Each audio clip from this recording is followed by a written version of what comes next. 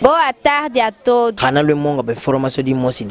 Peço a todos meus irmãos angolanos. Avec Digital Momo. Bomoko ya mboka. Formação. Donc ne bougez pas quoi. Bomoko ya mboka. Para que possam acompanhar esta informação de Bomoko ya mboka. Oh Amérique. Oh Afrique. Oh Asie.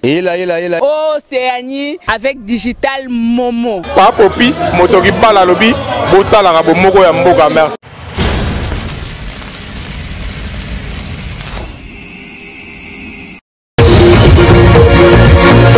Le ministre de l'Enseignement primaire, secondaire et initiation à la loi de citoyenneté a confirmé la reprise effective des cours ce lundi 5 septembre 2016.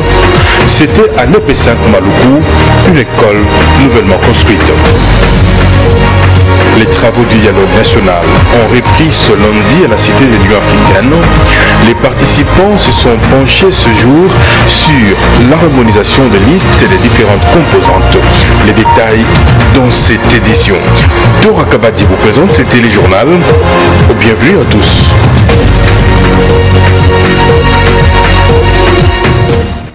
Bienvenue dans cette grande édition des journaux, mesdames et messieurs. Ne jamais utiliser les enfants ou les élèves à de fins politiques.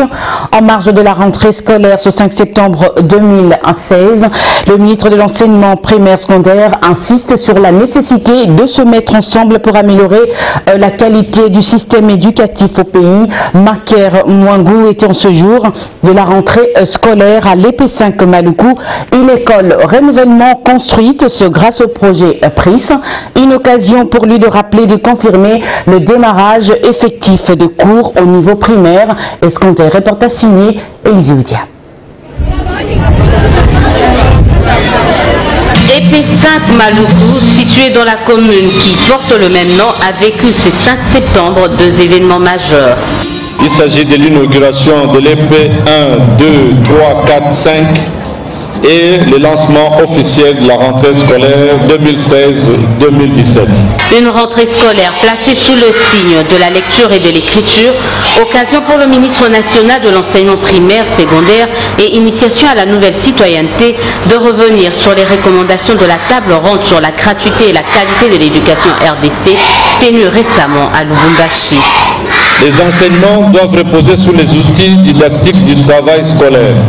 Les manuels, les guides pédagogiques, les journaux de classe, les cahiers de communication, les registres de points, les cahiers de devoirs et notes des élèves, sans oublier bien sûr les documents de base qui est le programme national de toute discipline, et cela exécuté correctement et intégralement.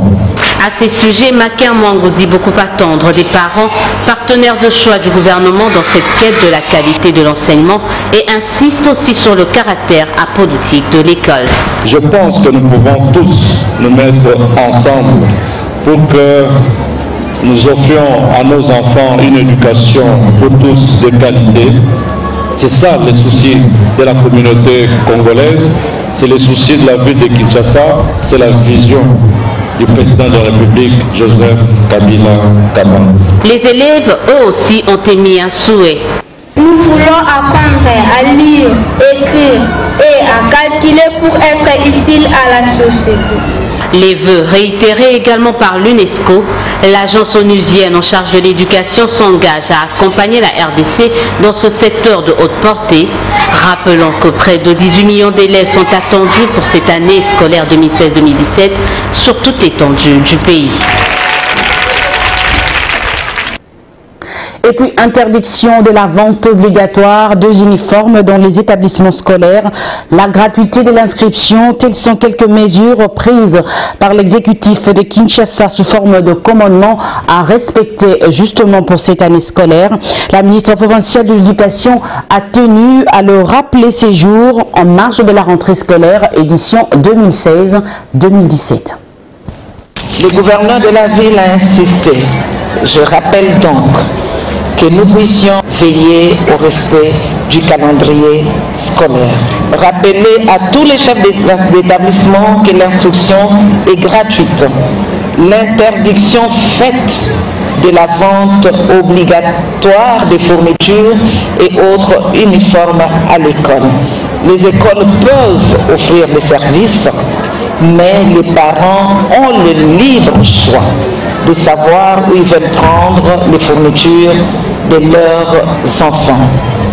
L'unicité de l'uniforme scolaire, bleu et blanc, le respect de la réglementation en matière de fixation et de gestion des frais scolaires et autres ressources mises à la disposition des écoles. L'interdiction de renvoi des élèves pour non-paiement des frais scolaires et en même temps l'invitation lancée aux parents de se rapprocher des responsables d'établissement pour négocier, si le cas était nécessaire, un échéancier de paiement. L'interdiction d'organiser les kermesses et les veillées mortuaires dans les espaces scolaires. L'interdiction de construire des magasins et autres points de négoce dans les espaces scolaires. L'interdiction d'organisation des maquis pour finalistes, sauf dérogation de l'autorité urbaine. L'amélioration des conditions d'hygiène scolaire, notamment l'assainissement des latrines, la plantation des arbres selon que l'espace scolaire s'y prête. Voici donc les 10 commandements observés scrupuleusement au cours de cette année scolaire. Et puisqu'on parle de la rentrée scolaire 2016-2017, Sandra Mbombo et Rolsi Dinganga ont fait les parcours de quelques écoles de la capitale, histoire de se rendre compte de l'effectivité de la dite rentrée. Regardez. À l'école primaire Ouangata dans la commune de Kinshasa, l'ambiance est morose. Pas d'élèves dans les salles de classe, mais les enseignants étaient tous venus nombreux ce lundi 5 septembre 2016. Joseph Pobanga Bupondo, directeur de cette école primaire, déplore cet état de choses. Je sais que les parents ont l'obligation d'amener leurs enfants à l'école. Je leur demande demain matin à 7h30 que les enfants, au plus tard, que les enfants soient à l'école. A noter, la situation est pareille dans plusieurs écoles de Kinshasa, la capitale. Une situation attribuée par les uns à l'appel lancé par l'opposition et par les autres au manque de moyens financiers des parents. Et pour sa part, l'ASBEL Mutoto a procédé à la remise symbolique de fournitures scolaires aux membres de son association ce week-end à Mongafula. Regardez. Ce don de l'ASBEL Mutoto est constitué des uniformes, des cahiers, des stylos, des lattes et des parasoleils. Bref, des objets classiques de première nécessité pour un élève. L'objectif étant de soulager les parents dans leur devoir de scolariser les enfants, a déclaré Jérémy Kizito, président de l'ASBEL Mutoto. L'ASBEL Mutoto a procédé à une cérémonie de remise de fournitures scolaires aux enfants par l'intermédiaire de leurs parents qui couvrent l'exécution du programme d'accompagnement des parents dans la prise en charge scolaire et soins de santé de leurs enfants. Les bénéficiaires se réjouissent quant à eux de ce geste posé par cet ASBEL.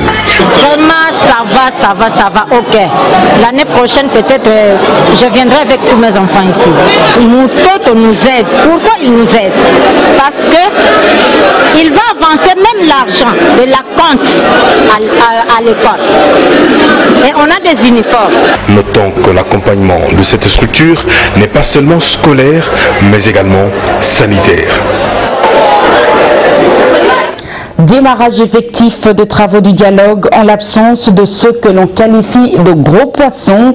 Qu'à cela ne tienne, Vital Kamerhe dit rester confiant. Par ailleurs, cette première journée a déjà connu son premier compromis. C'est au tour de participants dont les quotas ont été revus à la hausse. Suivez tour à tour Léonard Chiokitundu de la majorité et Vital Kamerhe de l'opposition. On a augmenté le nombre de participants pour chaque composant. 25 pour la majorité, en plus de 68, 25 pour l'opposition, en plus de 68, 25 pour la société civile, en plus de 39, et puis 5 pour le facilitateur en ce qui concerne les personnalités. Puis on a réservé aussi, très particulièrement, 5 délégués pour l'opposition républicaine. Nous avons attaqué l'ordre du jour tel qu'il figure dans la feuille de route adoptée par le comité préparatoire. Nous avons commencé par le premier point inscrit à l'ordre du jour, en particulier l'évaluation du processus électoral. Nous sommes arrivés à la conclusion qu'il fallait inviter la CENI pour que la CENI nous fasse un exposé sur l'évaluation générale du processus électoral. Et ce sera dans la journée de demain. La diplomatie secrète.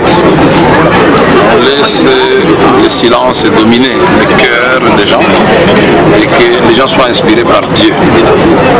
Quand nous tendons la main, quand nous disons que le dialogue est inclusif, l'inclusivité ça veut dire sans exclure de façon préméditée l'une ou l'autre formation. Ceci dit, nous avons exprimé le souhait d'être avec tous les amis et ça se poursuit. Je suis certain que ceux qui sont dehors, s'ils constatent qu'effectivement nous ne sommes pas venus ici pour violer la Constitution, nous ne sommes pas venus ici pour donner un troisième mandat au président Kabila, nous sommes venus uniquement pour donner un calendrier électoral dans le strict respect de la Constitution, ils vont nous rejoindre parce que nous disons la même chose. Ils disent tous ceux qui veulent les élections le plus rapidement possible et dans le respect de la Constitution. Mais nous devons examiner cela ici et nous avons dit qu'il n'y a que 3 possibilités. Nous voulons faire les élections dans les délais constitutionnels, nous prenons le fichier de 2011. Mais pour cela, nous devons nous mettre d'accord, c'est ce qu'on appelle accord politique. Ça ne fasse pas peur aux gens. Si nous prenons la deuxième variante de l'OIF, où il faut fiabiliser partiellement, il faut encore un accord. Troisième variante, c'est-à-dire la refonte, il faut un accord. Voilà. Et peu avant, les femmes réunies au sein du cadre permanent de concertation de la femme congolaise étaient ce week-end chez Vital Kamerhe, co-modérateur du dialogue. Elles exigeaient tout justement un quota de 60 délégués femmes assises. Reportage. La délégation était constituée des femmes de l'opposition, de la majorité au pouvoir et celle de la société civile. Réunies comme un seul homme au sein du cadre permanent des concertations de la femme congolaise, ces femmes veulent être représentées au dialogue national. Voilà toute la raison de leur présence ce jour chez le co-modérateur de ces assises, Vital Kamerhe.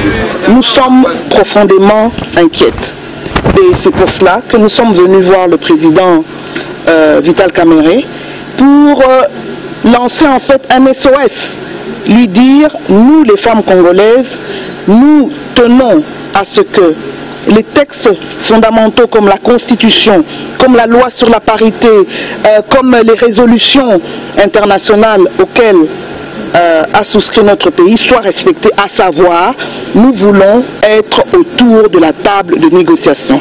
Vital Kamerhe, lui, déplore la faible représentativité de la femme à ce forum. Nous allons effectivement faire en sorte que les femmes soient représentées de façon raisonnable, comme l'a dit Mama Inagossi, significative. La volonté de le faire, comme l'a dit Madame Angèle Makombo, est là. Nous allons plaider. Parce que nous savons le savoir-faire des femmes par expérience. Nous avons vu combien les mamans nous ont aidés à surmonter les obstacles pendant les négociations. Bien avant, ces femmes étaient chez les facilitateurs Edem Kodjo, puis chez les femmes ambassadrices accréditées en République démocratique du Congo. Elles espèrent une suite favorable à leur requête. Sachez que le week-end dernier, les modérateurs sortant de la dynamique de l'opposition ont procédé à la restitution des différentes actions et activités menées sous sa modération dans le cadre de ce regroupement politique de l'opposition.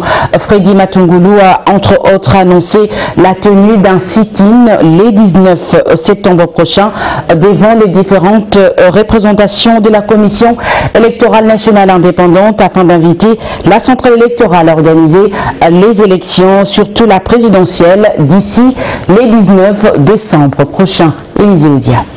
De redevabilité oblige, après un mois de modération à la dynamique, Freddy Matungulu, entouré des cadres de son regroupement politique de l'opposition, va rendre compte à la base des activités menées sous son mandat. Il s'agit notamment de l'organisation d'une journée de réflexion de la dynamique du 12 au 14 août dernier et ayant abouti à plusieurs conclusions.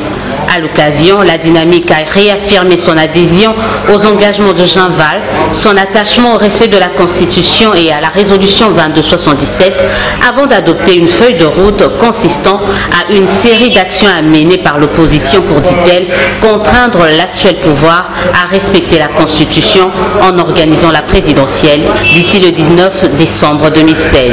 Parmi les actions, il y a d'abord ce sitting du 19 septembre à la CENI.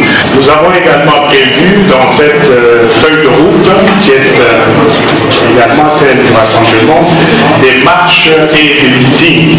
Des marches et des meetings, et donc les dates nous seront communiquées. L'entretien entre le président du Congo-Brazza, Denis Sassou Nguesso, et celui du Conseil des sages du rassemblement, Étienne Tshisekedi, a aussi été abordé. Ce rapport a permis à certains cadres de la dynamique de rappeler certaines de leurs prises de position. Et nous avons estimé que pour décrisper la situation, si le chef de l'État veut vraiment qu'on aille à la décrispation de la situation, il n'a qu'à faire un message officiel à la nation pour dire à l'opinion nationale et internationale que le 19 décembre, c'est la fin de son mandat et que lui ne va plus se représenter. A noter qu'au cours de cette restitution, il a aussi été question de la gestion courante de la dynamique ainsi que de sa participation aux travaux du rassemblement. Autre titre d'actualité dans ce journal, évaluation et perspectives d'avenir. Il en était question au cours de l'atelier marquant la clôture de la journée internationale de la femme africaine organisée par JIFA. Les associations membres de cette synergie se sont accordées de primer les femmes et les hommes genrés qui luttent pour la promotion de la femme. Suivez. Au total, 4 structures membres de la JIFA ont pris part à ces assises. Il s'agit de WILF RDC, Afiamama, Fonds pour la femme congolaise et le Bureau conjoint pour la participation citoyenne de la femme. Les participants à cet atelier ont tout d'abord évalué la célébration de la Journée internationale de la femme africaine, commémorée pour la première fois officiellement en RDC, avant le début des travaux proprement dits. Les cogitations ici ont tourné autour de la prochaine célébration de la journée au pays de Joseph Kabila.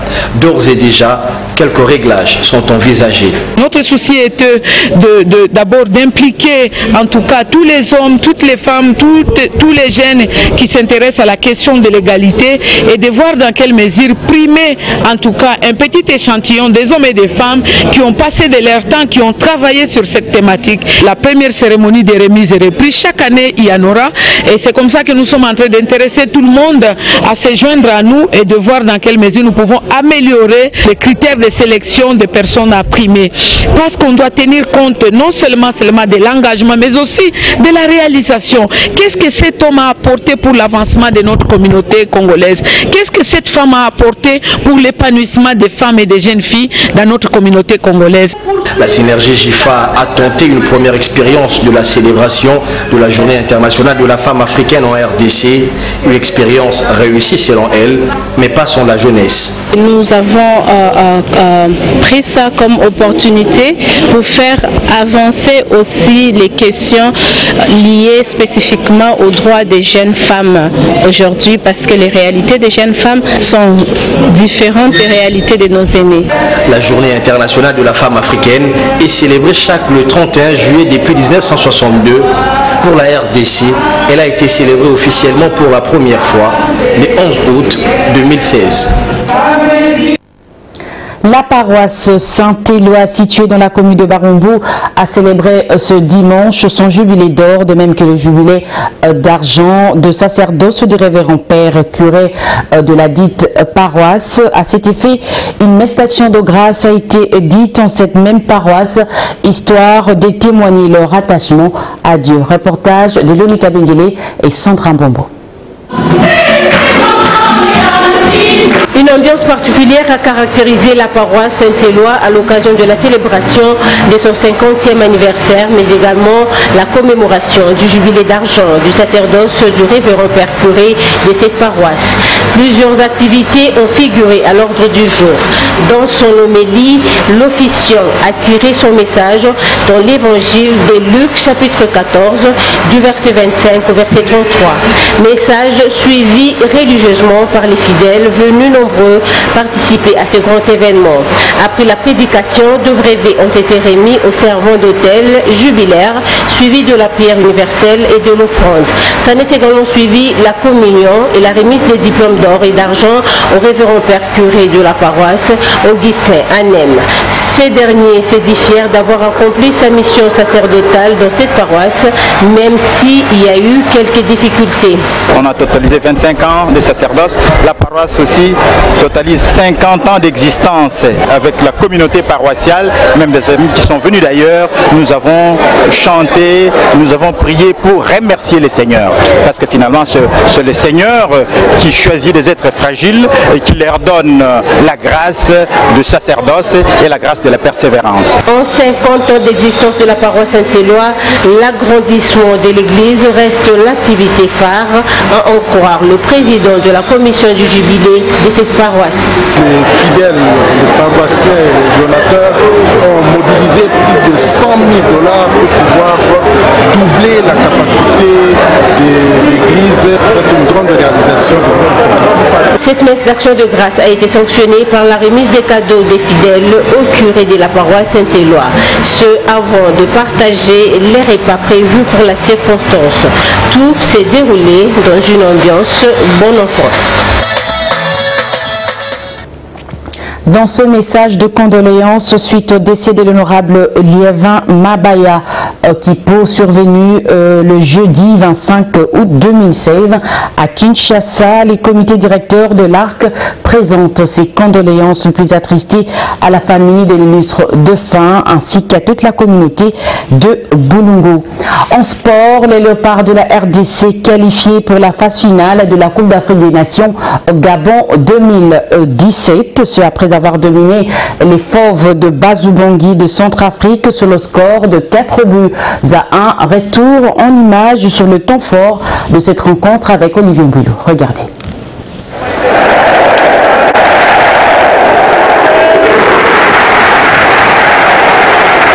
Fini le suspense, pas question de recourir au calcul. La République démocratique du Congo vient de se qualifier à la 33e édition de la Coupe d'Afrique des Nations Gabon 2017.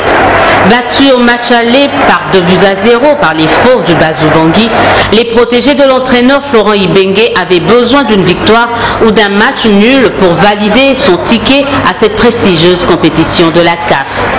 Mais cette qualification avait du mal à se dessiner suite au dispositif tactique mis en place par le technicien centrafricain. Il fallait attendre la 29e minute pour voir Niskins Kebano trouver le chemin du filet sur une passe lumineuse de Yannick Bolassier. C'est la délivrance au stade de Martyr. Rien ne sera marqué jusqu'à la pause. Après le citron, à peine 26 secondes de jeu, l'ancien sociétaire de V-Club, Firmin Mumbele, corse l'addition, le break est fait. Loin de se décourager, les visiteurs vont réduire le score à la 63e minute par l'intermédiaire de Ketevoana Foxy. Sentant venir le danger, Florent Ibenge observe et se décide d'opérer plusieurs changements. Coaching payant, car le nouvel entrant, Jordan Botaka, va occasionner le 3e but inscrit par Bolingi Mpangi. Le même Jordan Botaka va sceller le sort de Centrafricain après une passe en profondeur de l'excellent Marcel Tisserand à la 89e minute. 4 buts à 1, c'est le score final d'un match maîtrisé par les fauves congolais. Ému, le numéro 1 du sport congolais, Denis Kambaï, se dit globalement satisfait de l'organisation de ce match. C'est une grande fête. Merci à la SNEL, à notre grande société congolaise qui nous a aidés juste là. Nous avons vraiment déjoué beaucoup de sondages et félicitations qu'on a gagné de plus belle manière. Notons que dans le même groupe, l'Angola a été tenu en échec par le Madagascar sur le score de 1 but partout. Au classement, la RDC termine premier avec 15 points, suivi de la République centrafricaine d'un total de 10 points. Et cette qualification de Léopard à la prochaine Coupe d'Afrique des Nations Gabon 2017 n'a pas laissé indifférente la Fédération de Karaté-Do du Congo. Une réception a été organisée pour savourer cette victoire. De précision avec Olivier Mbulou.